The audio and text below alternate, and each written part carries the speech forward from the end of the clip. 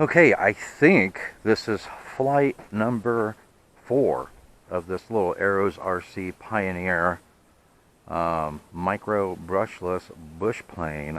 I got a little tiny old tired 2S 300 milliamp hour 65C nanotech LiPo.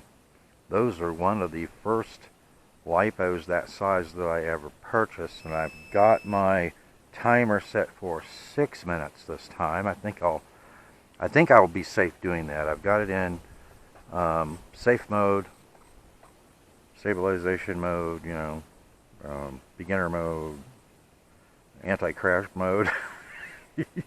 I'm going to put a little more up trim in the elevator. Almost had it there last time. And this LiPo, I think, is about 2 grams lighter, maybe 2.5 grams lighter than the stock LiPo. If I remember correctly, the stock LiPo was about 20.5 grams, and I think this one is right at 18. So I'm also trying to see the different sizes and types of batteries that I can use in this plane and still have it flying really well. So we'll see if that makes it a little tail heavy or not. But anyway, let me start my timer, and my transmitter is still beeping at me. Let's try 50% throttle again, get it near.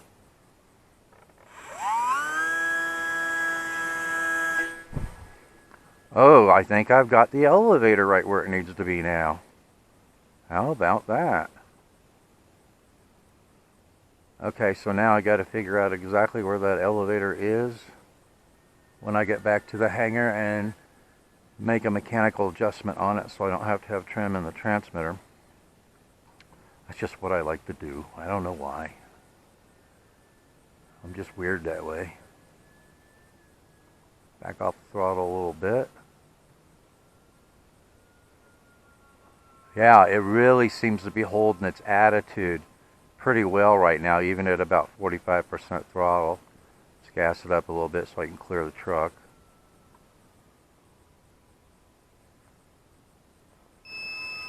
Isn't that sweet?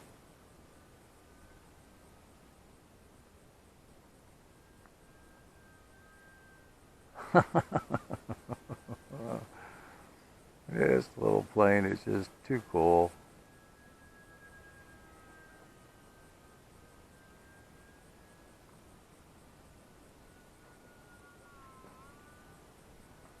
Stay out of the sun.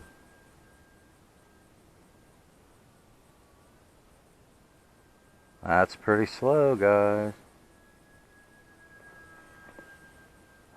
I'm right behind myself.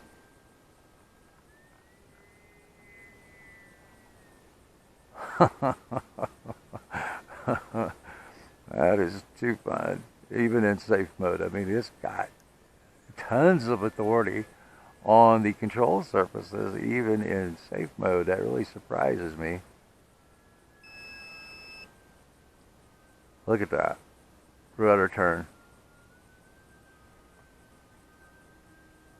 Rudder turn. Rudder turn.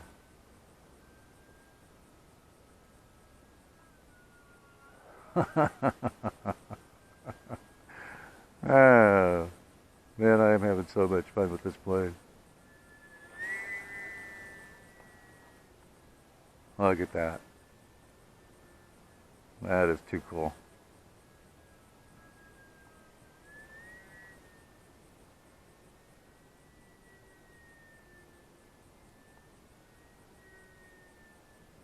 Isn't that neat?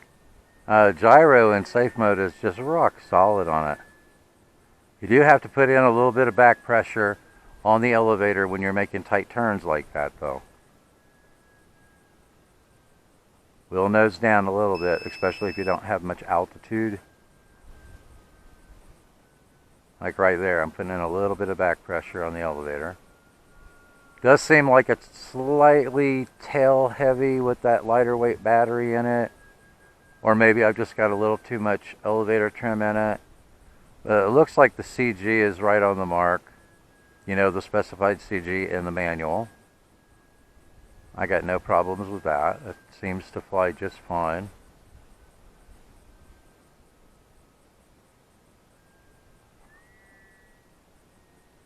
Ain't that cool?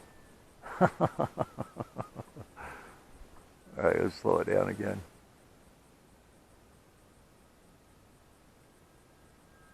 Whee! I had to move out of the way for that one.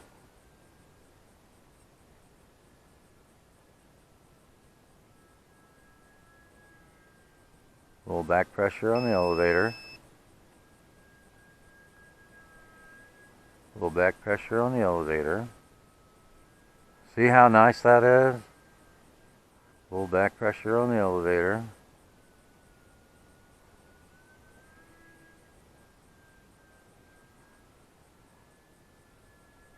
Man, I can't believe how maneuverable this is in beginner mode, you know? That is amazing. I don't know if I've ever flown a plane that was this maneuverable in what you would refer to as safe mode. That is really amazing, that you can see that. I mean, that was not a fast movement there either. You know, that was pretty slow speed. Making that turn, a little bit of back pressure on the elevator.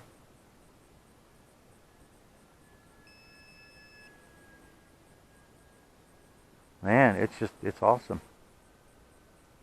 It is awesome. Back pressure on the elevator.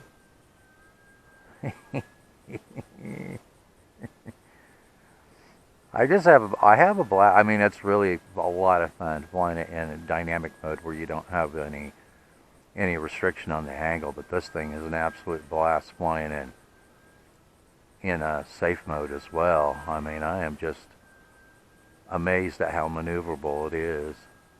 At least I think, yeah, I got it in safe mode. I had to double check there. I thought, well, maybe I don't have it in safe mode. You know, it's in safe mode.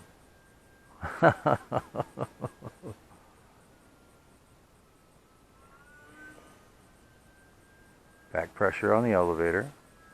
Whee! Tell me that is not cool.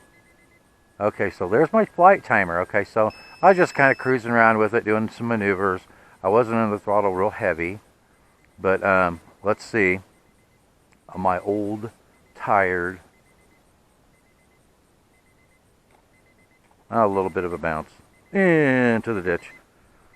Okay, so I want to see how much juice is left in this old, tired 300 milliamp hour battery. So far, guys, I have flown it with an old, tired 2S 300 milliamp hour LiPo that weighs approximately 2.5 grams less than the stock battery.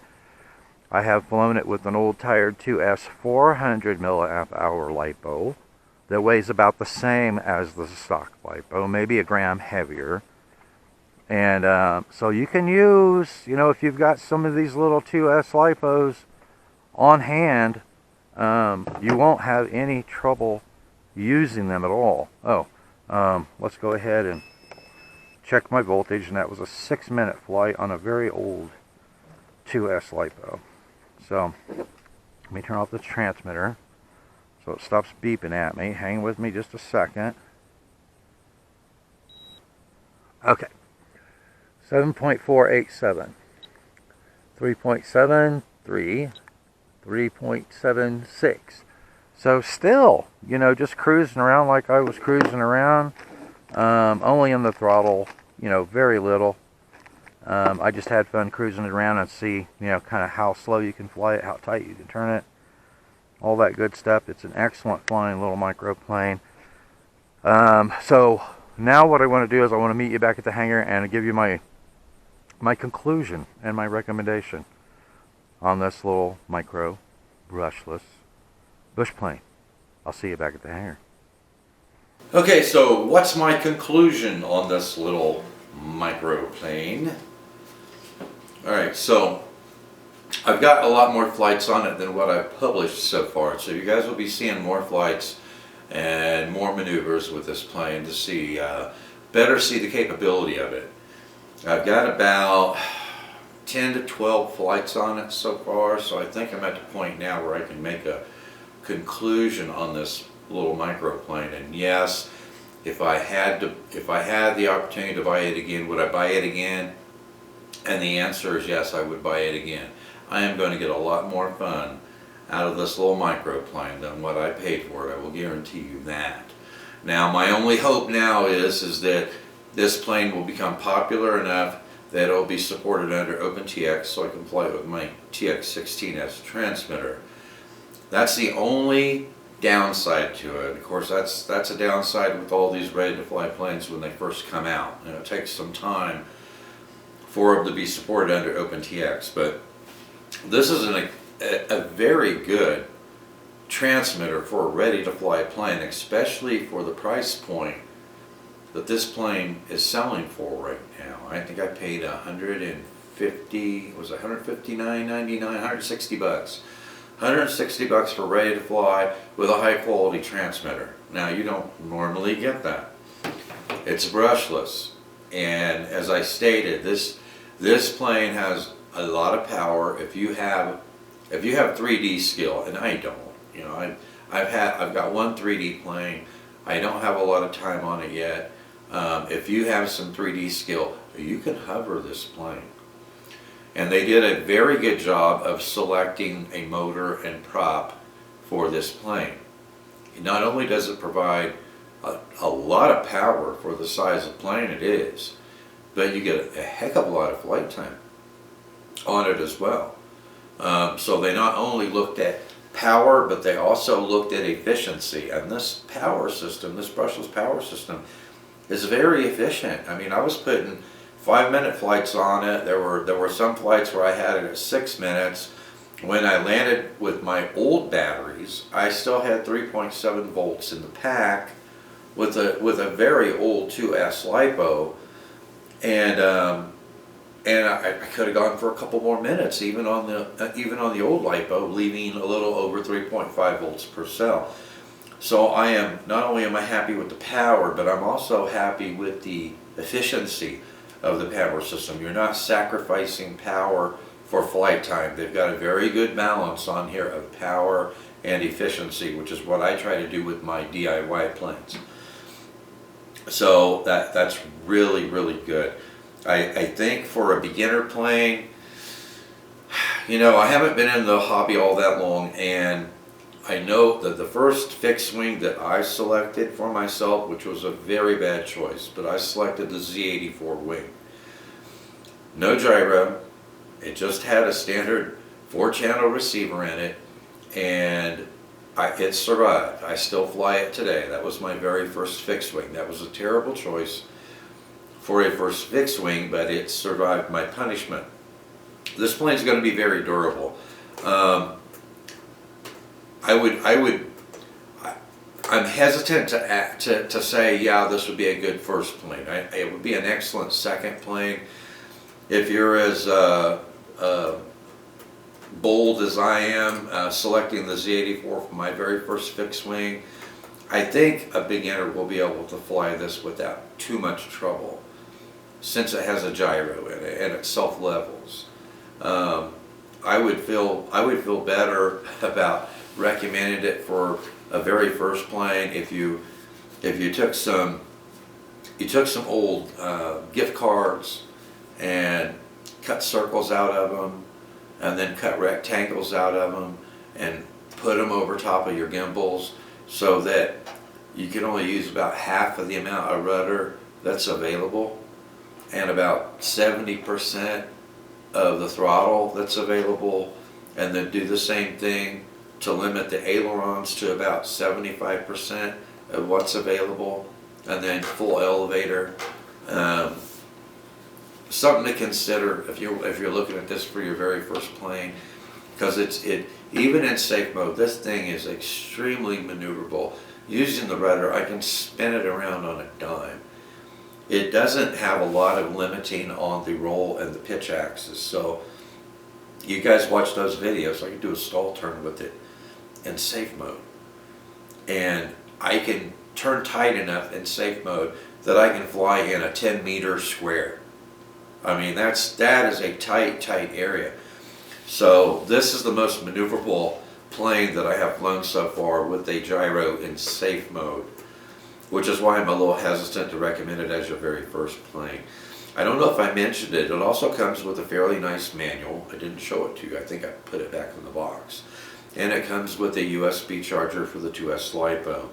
In the show notes, I have a link not only to the plane, but also to spare props and spare batteries. Now, I flew it with some of my very, very old 2S LiPos.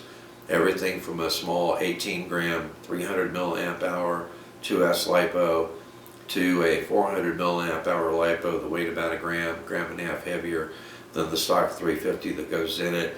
It worked just great with all those LiPos that I put in it, so I've got plenty of spare LiPos. I'm not going to have to buy any additional batteries, but if you're going to buy this plane and you don't have any spare LiPos that you can use in it, you're going to want to keep flying this. I would say get at least a couple of spare batteries.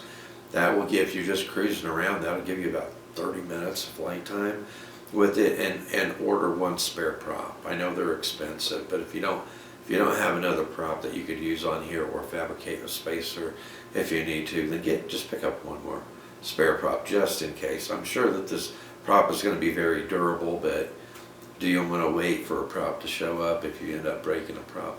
I don't. This landing gear with a little bit of hot glue in that gap and bridging across the wires, that landing gear is not going anywhere. It's good and solid. I will show you some additional videos I'll be publishing on down the road. I'm not disappointed now that this does not come with flaps, because it takes off and it lands like a STOL plane, like it has flaps. I can bring it in and float it in and land it in a very small space. I can actually, with these balloon tires, I can actually take off from that rough terrain that I have out there, and I wasn't gassing it up real quick. I was gradually pushing the throttle up, and this plane is in the air in no time flat. So even though it doesn't have flaps, it performs like a STOL plane, you know, short takeoff and landing plane. It doesn't take any space to land in, it doesn't take any space to take off, and these little landing gear here can handle some really rough terrain. So I'm very impressed with this plane just all the way around. So that's my conclusion on it. Stay tuned for additional flights so you'll see more capability of this little micro plane. Thanks for watching, and I will see you in the air.